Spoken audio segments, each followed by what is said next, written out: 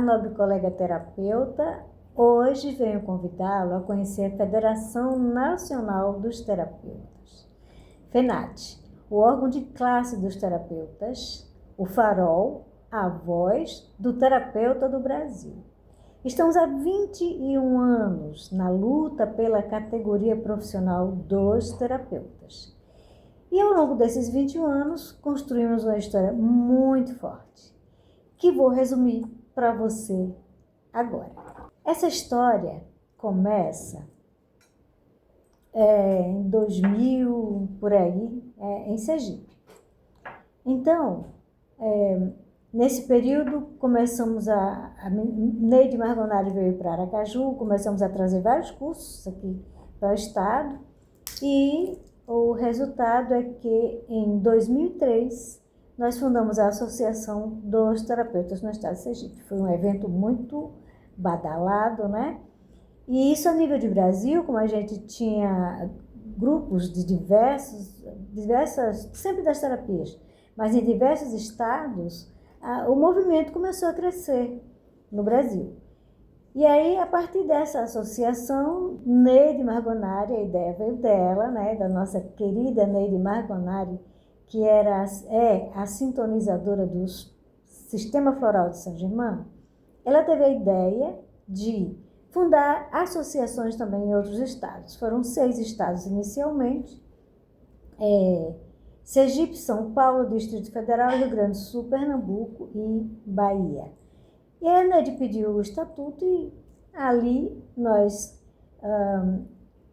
conjuntamente, fundamos essas 6 associações, só que de terapeutas florais. Eu precisei fundar aqui também a Terapeutas Florais, que a primeira era só de terapeutas. E aí, também partindo de Neide, a ideia já de fundar uma federação com essas associações. Na realidade, uma federação é fundada por sindicatos, né? Nós começamos com associações e hoje isso está incluído no estatuto. O estatuto é a lei, né? Nosso estatuto, tanto das associações como dos sindicatos que fundamos posteriormente, foram baseados primeiro no Código Civil, em uma cartilha do Ministério do Trabalho. Então, nós fizemos um trabalho bem baseado, né? E por aí vai. Antes de fundar a federação, nós já havíamos feito o primeiro cadastro de terapeutas no Brasil. Tivemos muita resposta. E isso nós temos arquivado aqui na FENAT. E, posteriormente, 1 ano e meio depois, né, após a Federação dos Terapeutas Florais, FENAFLOR, ter sido fundada em 2004, 1 ano e meio ela seguiu com o primeiro presidente, que foi José Joaci dos Santos, e ele, por estar em Brasília, por trabalhar no Itamaraty, ele foi quem foi escolhido para ser o primeiro presidente. Eu fiquei como vice.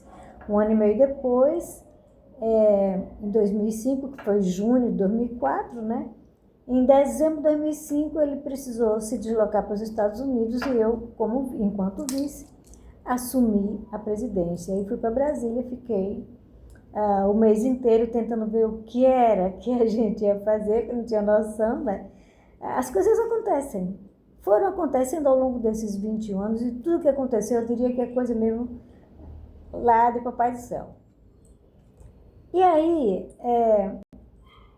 quando eu assumi, eu entendi, né, depois de ter caminhado Câmara, Senado, Ministérios, para conhecer o que é que eu ia fazer, né? Busquei muitas pessoas, tive muitas orientações, né? Inclusive no Ministério da Saúde. E, resultado, eu entendi que para a gente começar um trabalho, eu imaginei que seria uma coisa grande, trabalhar, né, por uma categoria profissional. Eu entendi que nós deveríamos não atender só a categoria de terapeuta floral, mas todas, para que ninguém ficasse de fora. E foi o que aconteceu.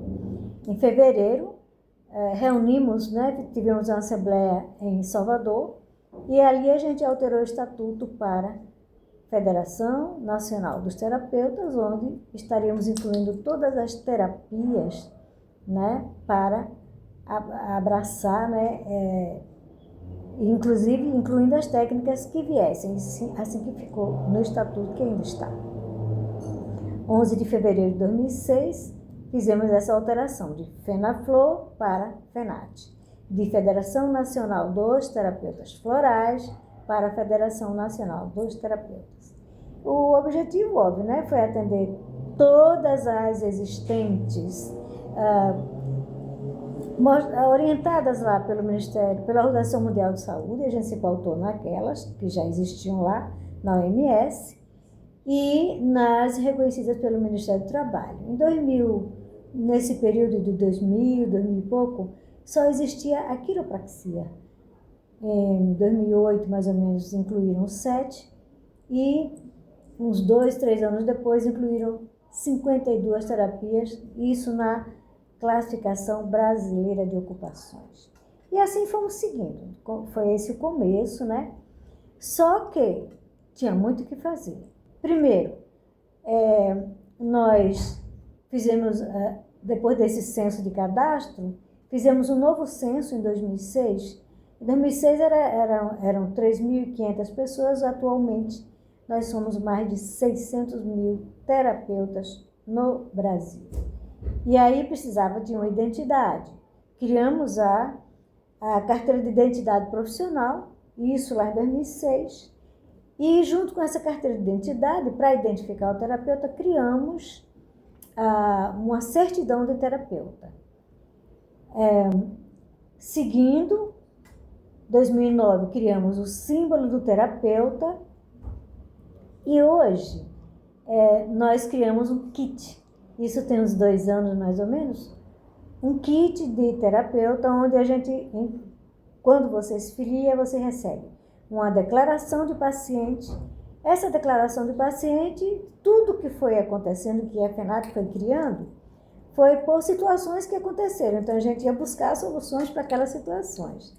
Na declaração de paciente, foi uma pessoa que foi denunciada por uma pessoa que foi ser atendida, depois ela pegou remédios, inclusive, né? Esse terapeuta, ele indicava os remédios, enfim.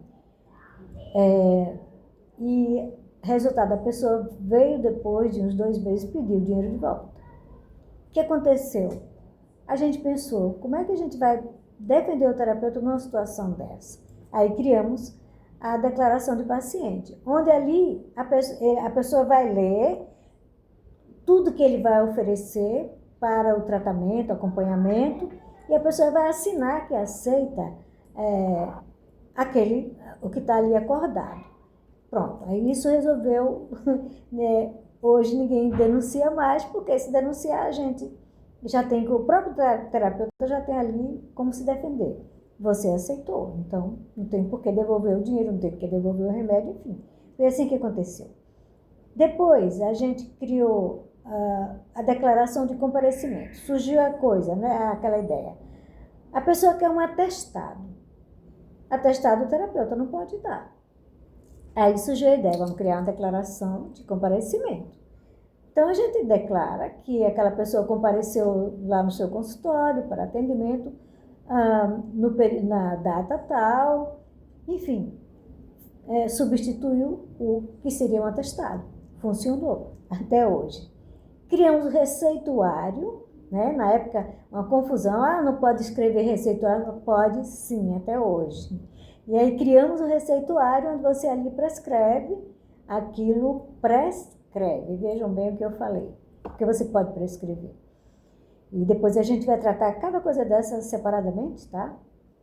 Para tirar essas tantas dúvidas que o terapeuta tem até hoje. Nós vamos, a partir de agora, esclarecer um monte de dúvidas que fomos apurando ao longo desses 21 anos.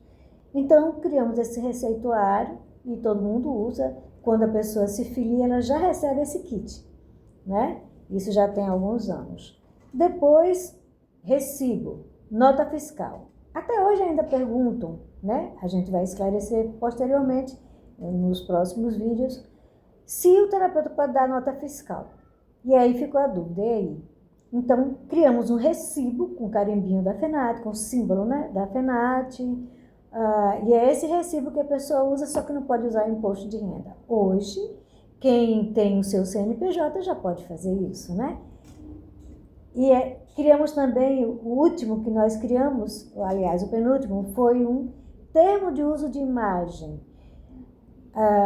O terapeuta hoje sai, né, colhendo informações de como foi o seu trabalho, como é que a pessoa se sentiu no começo e posterior ao tratamento e tal. Então, essas filmagens filmam muito esses depoimentos.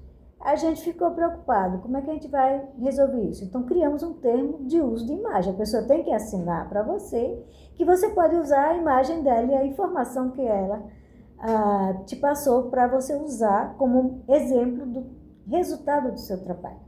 Tem sido maravilhoso. E o último, que foi bem interessante, um laudo de avaliação emocional. O terapeuta pode dar laudo? Pode. E a prova está aí.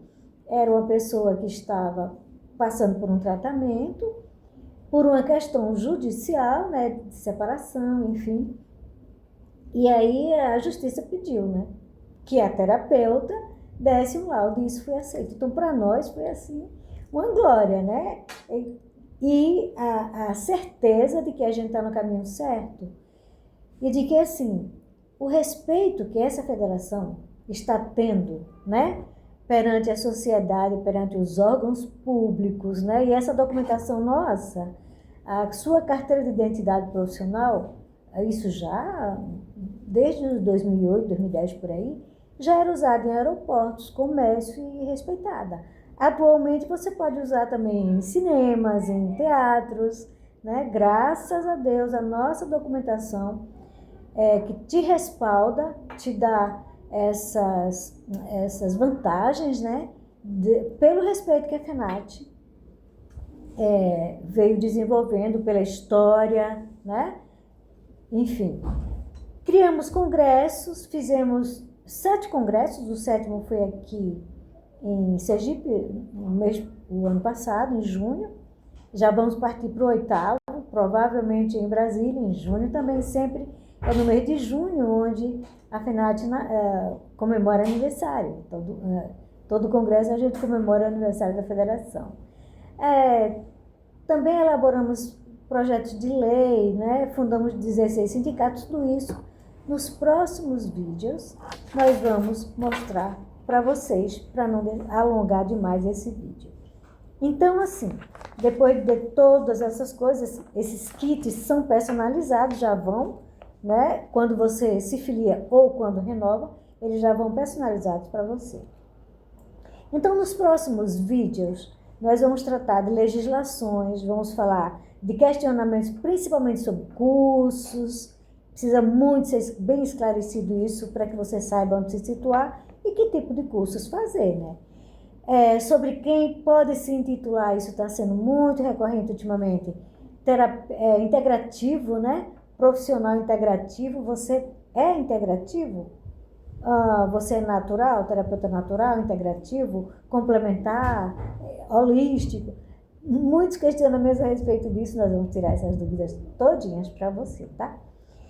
E vão ser vídeos assim de esclarecimento para que você possa se situar no tempo e no espaço com segurança. E não investir naquilo que a FENAT não consegue validar. Porque tem coisas aberrantes que precisam ser muito esclarecidas aí para que você não faça investimentos errados. Eu sempre costumo dizer que se você quer ampliar conhecimento, faça tudo. Tem um dinheirinho? Mande bala. Agora, que você vá usar tudo isso que se oferece aí, né?